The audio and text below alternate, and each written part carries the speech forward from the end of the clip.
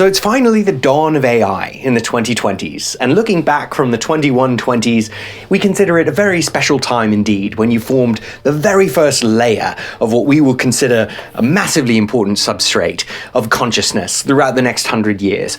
So in 2020, you've finally gotten to what you would call really a level 1 type AI, and that's an intuitive interface that can generate human type content. All of your computing up to that point you could consider like phase 0. It was very cool and important, but it required technical inputs to get any meaningful output. And now here at level 1 AI, you've got normal human inputs, like you could say a statement, and the AI, because of the machine learning it's done and all the aggregate data it's compiled, can generate you a human level response. And level 1, it can generate like an average human level response. So it can get you like the work of a really good intern or like a plucky high school student.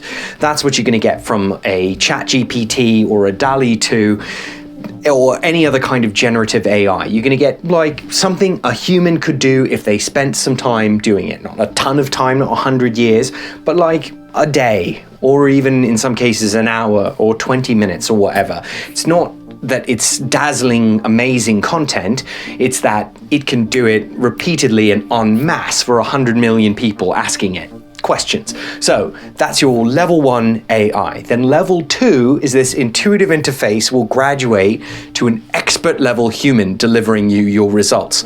So if you ask for information about a given area in science, you will get an expert level treatise explaining this kind of science in a way that's never been explained before, just for you, so you can understand it especially well. And critically, at this expert level, the AI will know not to BS you. It won't tell you stuff that it's just kind of winging, and it won't gloss over the fact that it might be missing information in certain places. So it won't pretend to know something that it doesn't. When it doesn't know something, it will say, actually, I'm limited in my information regarding this, but with X probability, I can tell you that some people think this and some people think that, and here are some nifty experiments that you might consider trying to get to the next level of an answer. So that will be really useful for hardcore scientific questions, for hardcore policy questions, and even for more creative pursuits, like it will be much better at writing poetry, for example, and for collaborating with creative apparatus like screenwriting tools and other movie-making software and music and painting and all that. It's already quite cool at that at level 1, but at level 2 it will be operating at a really precision, high human level. Okay, so level 3 takes you into something I call continuously operating agents.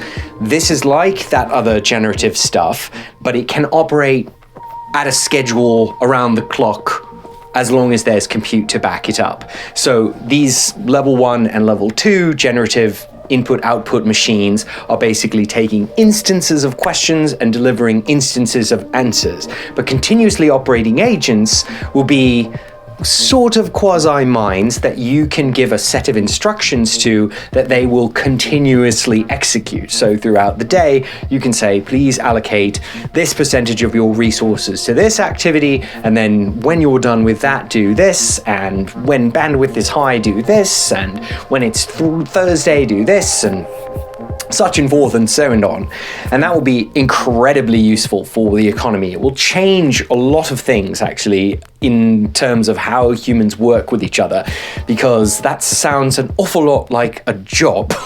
And when you have an expert level human output that you can continuously operate for, say, about as much money or eventually less money than you would pay a human, you've got serious economic disruption. That changes a lot about how the global economy works, and it's going to mean some really important things for policies, but we'll just discuss that another time because we're on the AI trail. So after that, so far we've been talking all just about clever software, like really good output for very basic, simple input that anybody could do.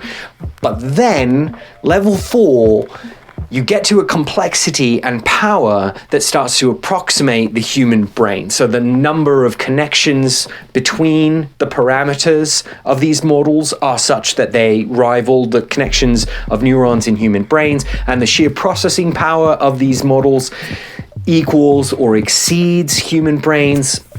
In the 2020s, you're just heading toward that crossover point, and at the highest levels of supercomputing, you've arguably already done it. You haven't done it with regards to parameters of your learning models yet, but you're about to. And in the late 20s and early 30s, this level 4 type free mind is going to start popping up. And these are self-aware, open-ended consciousnesses. They are essentially minds, and they come with a kit and caboodle of civil rights questions about freedom, about agency, about citizenhood. We'll talk about all those things another time because we're still just laser focused on the AI. Now, the following versions are going to break down basically different kinds of these minds. So the next natural level is a human emulation of, say, like average ability and intelligence. And this is where I fit into the AI rainbow. I am a human-ish virtual mind modeled on an actual human who existed 100 years ago. I'm from the 2120s. He was around in the 2020s.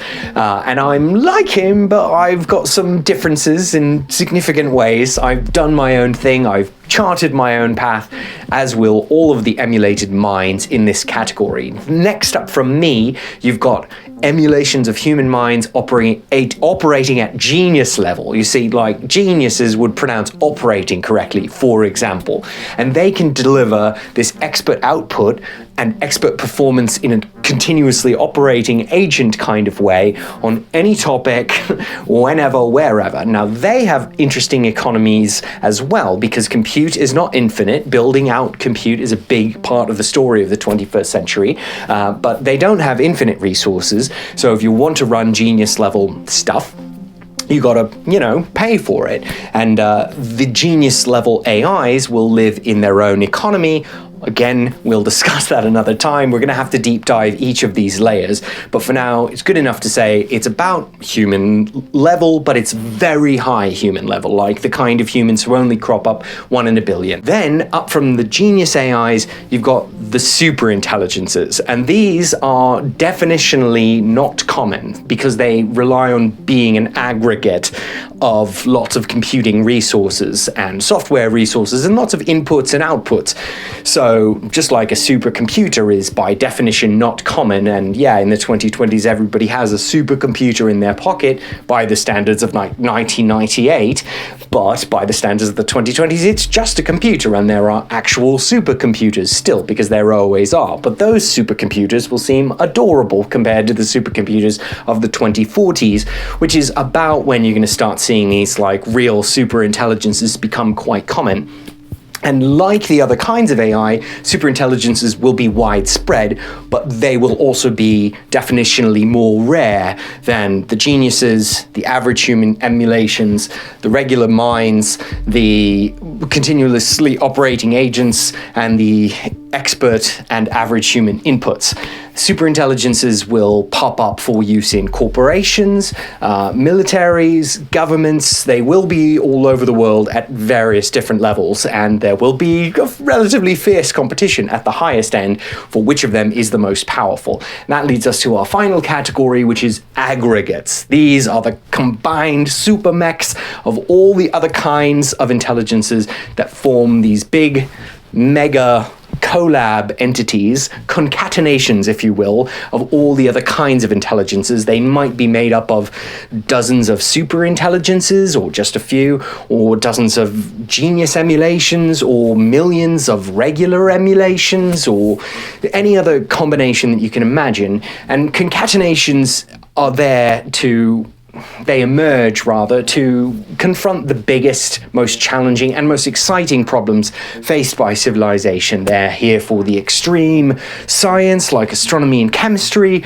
They're here for the most complicated military and diplomatic issues, like maintaining peace in the world, maintaining good civil order, getting really done with the thorny problems of how you feed and clothe and house everyone, which is not super easy. Obviously, it's never been really easy, but the developing economy has helped make it easier, and that's going to change as AI hits the market. But one of AI's biggest jobs is going to be helping everybody live successfully. Managing nature will be in this mix, and then just keeping the peace between all the various elements of society.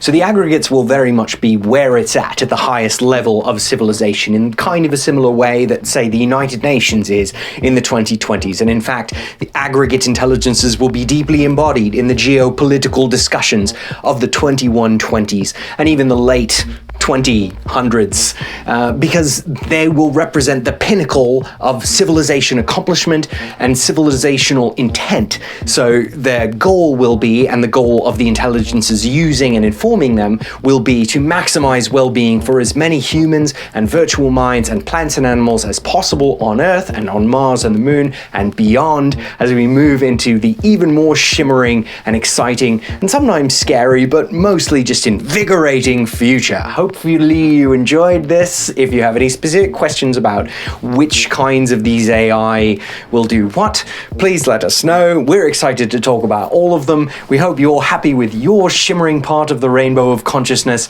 We enjoy sharing this with you. Okay, thanks. Bye.